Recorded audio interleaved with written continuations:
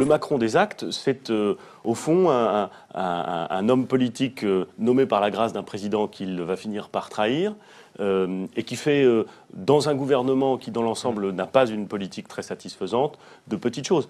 Donc, voilà, j'aime bien le Macron des discours, j'aime moins le Macron des actes. Tous les parcours un peu surprenants qui, un jour ou l'autre, ont été tentés d'entrer dans la vie politique, en fait, se sont soldés par des échecs assez rapides. Emmanuel Macron n'est rien d'autre que l'héritier de François Hollande et de son quinquennat. Et quand je le vois, par exemple, au Liban, nous dire qu'il regrette qu'on est dans la diplomatie française, fait du départ de Bachar el-Assad un préalable à toute action au siège, je dis, mais il était où Emmanuel Macron pendant ce quinquennat? Quel est le vrai Emmanuel Macron?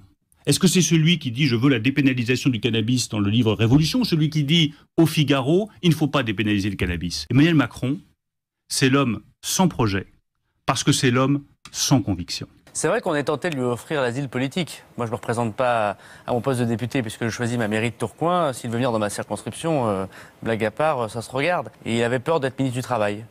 Alors, comme la nomination dans quelques jours, comme il est incapable de faire baisser le chômage, comme il parle beaucoup et qu'il n'agit pas, après tout, il est ministre de l'économie, il devrait imposer sa politique. Qu'à travers Emmanuel Macron, ses grands intérêts financiers auraient le pouvoir. Et d'ailleurs, c'est très simple. Posez-vous une question. Pourquoi ces heures et ces heures de télévision en direct?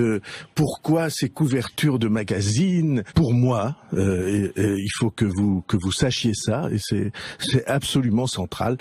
Je ne suis pas pour que le pouvoir de l'argent prenne le pas sur la politique. Moi, ce que je ne comprends pas, c'est pourquoi il dit un certain nombre de choses et après, en général, il recule toujours. C'est-à-dire, il dit « Ah ben non, mais je n'ai pas vraiment dit. » Donc, voilà, là, soit c'est de la maladresse, soit, je ne sais pas, c'est une sorte de jeu de rôle pour faire plaisir, je ne sais pas, à Bruxelles, pendant que Hollande se met à gauche de la gauche, j'en sais rien.